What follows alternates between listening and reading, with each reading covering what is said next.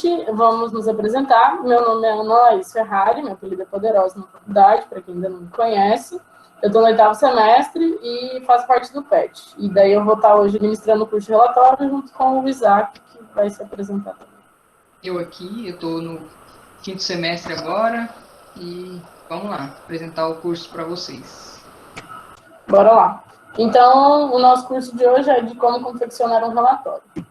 Para começar, a gente tem que lembrar que, para quem que eu vou estar escrevendo esse relatório? Ah, beleza, foi o meu professor de Lab 1, meu professor de Lab 2, que pediu esse relatório de um experimento que a gente fez.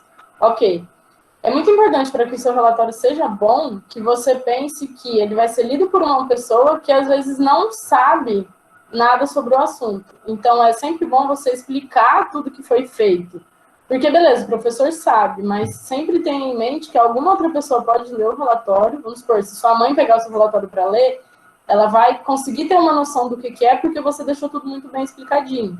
Então, é importante que você leve em consideração isso, que você escreva da melhor forma possível para o texto ficar atrativo e a pessoa não cansar e o professor falar, nossa, não, esse relatório está muito ruim, eu não vou nem terminar de ler e eu vou dar uma nota X que não é uma nota boa. Então, sempre tenham isso em mente. E, para começar, propriamente dito, o relatório. É importante entender as partes que um relatório possui. Então, todo relatório tem que ter capa, sumário, objetivo, resumo, introdução teórica, procedimento experimental, resultados de discussão, conclusão e referências bibliográficas. É bastante coisa. Agora, no começo, vocês vão aprender a fazer esse relatório completo, com todos esses tópicos, para saber fazer um relatório bem feito. E aí, pode ser que mais para frente, depende de professor para professor. Alguns pedem sem algumas partes, mas isso vocês vão aprendendo ao longo da faculdade. Então, vamos entender o que são esses tópicos que eu acabei de falar. A capa, acho que a gente sabe, às vezes, até da escola, né? Tipo, de fazer trabalho. Então, capa é uma coisa que todo mundo sabe, mais ou menos. Que precisa ter as informações do seu trabalho, a sua identificação e tudo mais. Então, no nosso caso, é importante que tenha o nome da unidade, ou seja, a gente está na Unesp e a nossa faculdade é a Faculdade de Engenharia de Ilha Solteira. Então, tem que ter isso na capa. O título do trabalho, vamos supor, é um relatório do experimento X que trata sobre tal coisa. Tem que ter esse nome lá. O seu nome, para a sua identificação, e o seu RA também. O número da turma, que tem lá SP, não sei o que, SP, não sei o que lá. Esse é o número da turma, com o código lá certinho. O nome do professor e a data. Aí aqui a gente tem mais ou menos um exemplo, né, do que eu falei. Então ali a gente tem Universidade Estadual Paulista, Júlio de Mesquita Filho, Faculdade de Engenharia. Aí aqui, para a gente também é importante designar qual é a unidade, não só isso aqui, é bom a gente colocar o departamento, porque pode ser o departamento de Física e Química, pode ser o departamento de Matemática, pode ser o departamento de Engenharia Mecânica, então é sempre bom colocar certinho o que é, né? Daí o nome do experimento, igual eu falei, primeiro experimento. No caso de Lab 1, eu acho que vai ser esse aqui, equilíbrio de um corpo rígido e centro de gravidade. Daí os discentes, o nome, né, do grupo com RA, a turma, aquilo que eu falei, do SP, alguma coisa, professor, o nome e a data. Pode ser Ilha Solteira 2020, Ilha Solteira 2021, algo do tipo. Ou até mesmo a data com dia, mês e ano. Isso aí depende também do que você preferir, do que o professor preferir. Então, a capa é isso aí. Bora agora entender o sumário. Sumário é aquele índice, né, que a gente costuma ver em livros e... acho que livros, apostilas tem, em que a gente vai mostrar quais vão ser os tópicos que vão ter no relatório e a numeração das páginas. Então, é basicamente esse exemplo que a gente tem aqui. Sumário, aí vai ter a página do objetivo, do resumo, da introdução. Então, todos os tópicos vão estar presentes aqui. Ah, mas eu já vi um que aqui no 3, ele abre um 3.1. Isso, às vezes na sua introdução teórica, por exemplo, você vai ter um tópico lá, 3.1, X, alguma coisa. Daí aqui embaixo você vai explicitar 3.1, o nome do tópico, e daí vai botar a página dele. Então tem essas variações. Objetivo. O objetivo é autoexplicativo também, né? O nome, que você vai mostrar o que é o objetivo do seu trabalho, o que você pretende com ele, o que você pretendeu com o experimento que você fez. Então, é bem o que fala aqui. A ideia é que uma pessoa qualquer que leia, fale, ah, beleza, ele fez isso aqui porque ele queria calcular tal coisa, ele fez isso aqui para descobrir tal coisa. E é interessante que o objetivo seja algo pequeno, porque se ao ler a pessoa vai ter que entender do que se trata, é importante que seja curtinho, claro, objetivo e algo bem simples mesmo, só para dar uma pitadinha do que vai ser o seu relatório. Depois do objetivo, a gente parte para o resumo. Resumo, outro nome autoexplicativo, que a gente já viu na escola, resumo de livro, resumo de... Acho que a maior parte era resumo de livro, porque a gente não estava afim de ler o livro inteiro, essas coisas. Resumo de matéria, que a gente estudou. Então, o que a gente procurava quando a gente fazia um resumo de um livro ou um resumo de uma matéria? Fazer uma apresentação mais enxuta possível e pegar os aspectos mais importantes. Geralmente, de um livro, tinha lá quem eram os personagens, o que acontecia de mais importante, o que ia ter lá no final. Então, é isso que a gente quer aqui no resumo de um relatório. Eu preciso destacar os aspectos de maior importância do meu experimento para estar lá apresentado. Então, a apresentação concisa do texto todo que vai vir depois. E daí tem algumas regrinhas, né? Como no objetivo a gente espera que seja feito em no máximo 5 linhas, o resumo ele deve ser escrito em um único parágrafo. Então, isso difere um pouco do que a gente poderia estar acostumado antes, né, na escola, com resumo de matéria e tudo mais. E daí é importante que no resumo ele contém introdução, metodologia, os resultados e as conclusões. Então, é basicamente um resumo de um livro que você vai abordar todos os pontos. Depois, a gente vem para a introdução teórica. Por introdução teórica, a gente pensa, beleza, teórico deve estar relacionado com teoria. Exatamente. A gente vai começar a introduzir as teorias que foram abordadas no relatório. Então, a gente vai mostrar a motivação do trabalho. O que a gente coloca nele? A gente pode fazer uma revisão histórica sobre o assunto. Falar o que é aquilo, quem calculou aquilo, como a pessoa chegou nisso, porque aí você pode colocar os modelos matemáticos, os equacionamentos, as equações que você utilizou. Tal coisa pode ser usada para isso. Ao final da minha explicação de todos os tópicos, a gente vai ter um exemplo prático. Então, aí vocês vão ver melhor o que é isso que eu estou falando de falar para que serve, falar para que usa isso, quais foram as equações que a pessoa que descobriu isso utilizou. Então, é basicamente isso. E é muito importante que a gente mostre as equações que a gente vai utilizar lá na frente. Para a pessoa não chegar lá nos resultados e olhar lá que você calculou a gravidade igual a 9. Ué, mas de onde você tirou essa gravidade? De qual equação? O que é a gravidade? O que você usou? Então, isso é importante você ir descrevendo essa teoria envolvida na parte da introdução teórica. E eu comentei que é importante que a gente faça o desenvolvimento matemático, mostre as equações, mas, às vezes, existem desenvolvimentos matemáticos que sejam muito pesados, muita conta, muita coisa. E daí, para isso, serve o apêndice. Dependendo do experimento, dependendo do que o professor pedir para você colocar ou não, porque, às vezes, o professor fala que nem precisa de todo a dedução da equação. Mas, se for necessário, às vezes é melhor você botar lá no apêndice, porque a pessoa está lendo sua introdução e ela entende já as equações e não está muito interessada em ver as contas agora. Então, ela só vai ver isso lá na frente, porque o apêndice a gente coloca só lá no final. Aqui, ele vem depois da conclusão e antes das referências. Então, se precisar, a gente joga lá para o apêndice e o nosso relatório fica mais rápido, mais conciso, mais gostoso de ler. E ele deve ser indicado por letras maiúsculas ou números romanos. Por exemplo, apêndice A ou apêndice 1, com 1 em algarismo romano. Terminada a introdução, explicado o desenvolvimento teórico e tudo mais, a gente vai para o procedimento experimental. Procedimento experimental, é o procedimento que eu usei para realizar o experimento. Exatamente. O que eu fiz? Eu peguei essa garrafinha de água, coloquei aqui, eu peguei essa caneta e risquei tal coisa, e eu medi com uma régua. Ok, então você vai escrever lá que você pegou uma garrafinha, você usou uma caneta, você mediu com uma régua, essa cronologia das coisas que você fez. Então, você descreve a montagem experimental e os procedimentos adotados. Ah, beleza, eu usei essa lapiseira e essa borracha. Ah, ok, eu vou colocar uma foto lá para o professor saber o que foi que eu utilizei.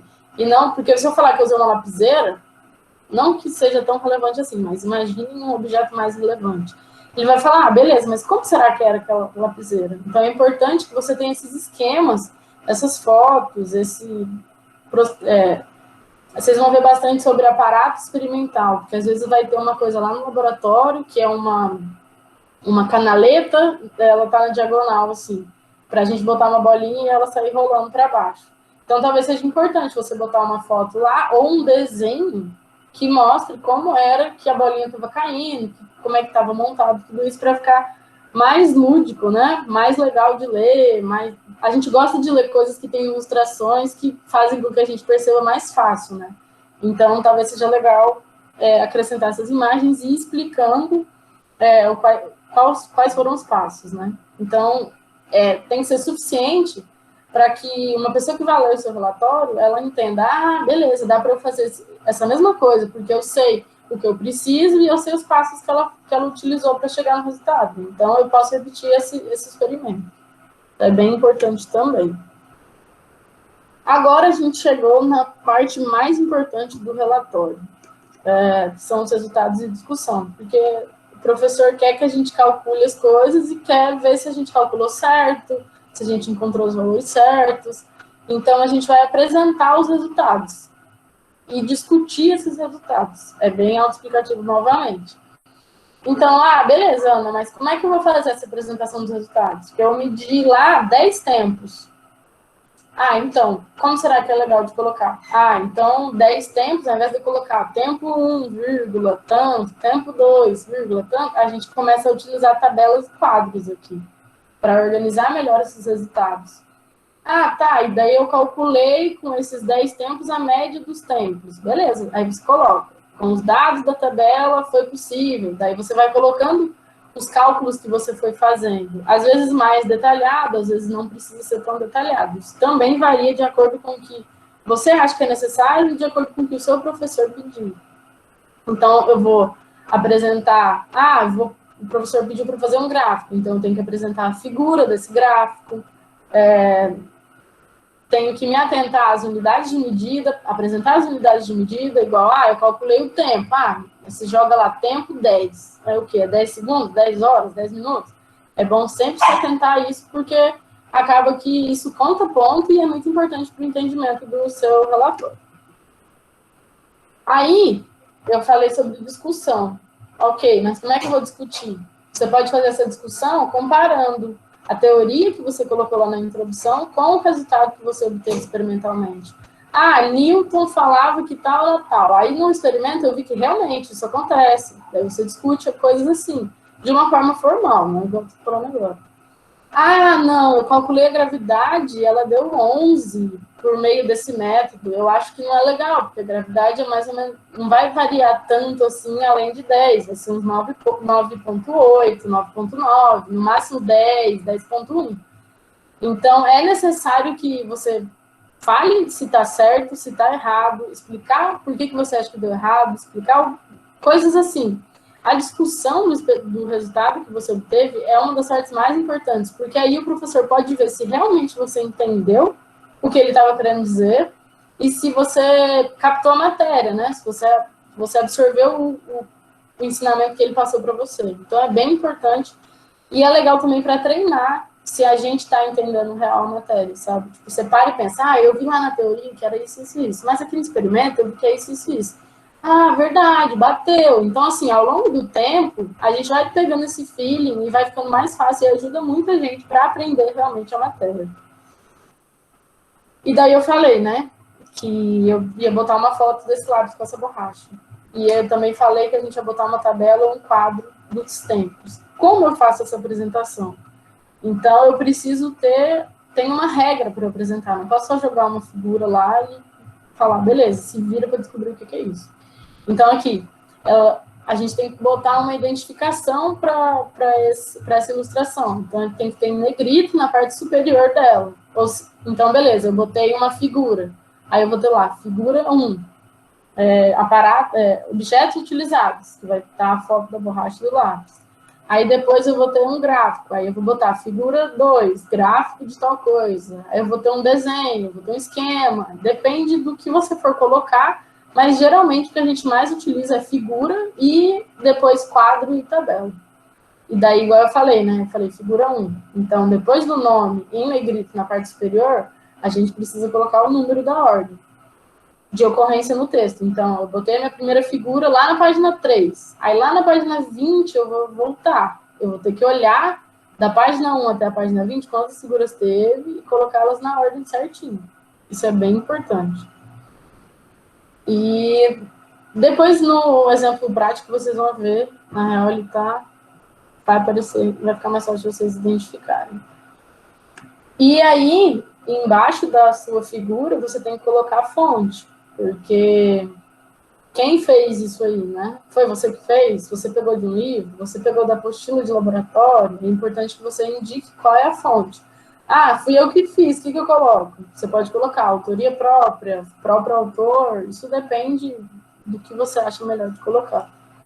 E é muito importante esse último trecho aqui, que a ilustração ela deve ser citada no texto e inserida o mais próximo possível do trecho a que se refere. Então, assim, eu vou botar uma tabela com os dados que eu coletei no experimento. Aí, antes dela, eu tenho que colocar: os dados obtidos no experimento estão apresentados na tabela 1. Isso tem que ter antes. Porque imagina, você está lendo um documento, um livro, uma apostila, qualquer coisa. Aí você está lendo lá o texto, a pessoa falou abobrinha, não sei o que, parou. Aí, de repente, vem uma tabela. Você fica, mas essa tabela tem a ver o que com o texto? Então, é muito importante que você cite ela antes e que esteja bem perto. Porque, vamos supor, você coloca na tabela 1, aí você olha embaixo, não tem uma tabela. Aí você muda a página, a tabela está no final da outra página. Então, fica um texto ruim de ler. Então, você tem que se atentar muito a isso também. Aí, um exemplo da ilustração. Aqui a gente tem um gráfico, né? Uma figura de um gráfico, e aqui está assim, figura 1, em negrito, com um travessão, e o título dela, condutividade elétrica, blá, blá, blá, blá. Aí aqui embaixo está a fonte, Nagashima 2012. E aqui também tem uma nota, que às vezes se tiver alguma observação, alguma coisa, você pode colocar também aqui embaixo. E vocês podem observar que a letra aqui em cima é maior do que a de baixo. Então, é importante que, vamos supor, você está usando Arial 12 aqui em cima, que você bota Arial 10, deixa ela menorzinha. Tem que, para a formatação estar ok, vocês têm que seguir esse padrão aqui. Não comentei com vocês, mas depois a gente vai disponibilizar esse PDF do curso. Então, eu demorei para falar, mas aí vocês vão poder ter eles para tirar dúvidas depois, quando vocês forem fazer um relatório. Aí aqui, eu falei sobre tabela e quadro. Então, a gente tem uma diferença. A gente está acostumado a ver isso aqui e falar que isso aqui é uma tabela, né? Mas o correto tabela é isso que não tem as laterais cheias. Vocês estão vendo? Só tem as linhas horizontais aqui, separando os títulos do conteúdo da tabela e o final dela. E o quadro é o que tem todas as suas extremidades fechadas. Então, aqui eu botei esse exemplo porque isso é muito importante também. E para um trabalho estar 10, ele tem que ter isso aqui corretamente feito. Então, não se esqueçam disso. E que vocês podem ver, ó, tabela 3, tracinho, o título dela. Aí tem tudo, e aqui embaixo, com uma letra menor, fonte. Aí eu botei a referência que vai estar lá embaixo. Quadro é a mesma coisa. Negrito, tudo fechado, os dados e a fonte aqui embaixo. Aí a gente acabou, colocou os resultados, discutiu os resultados e explicou, né? Mostrou eles em figuras, tabelas, quadros, e daí a gente chega na conclusão.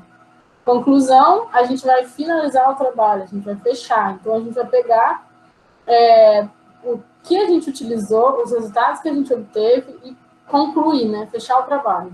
Então, a gente vai também mostrar a importância daquilo que a gente fez.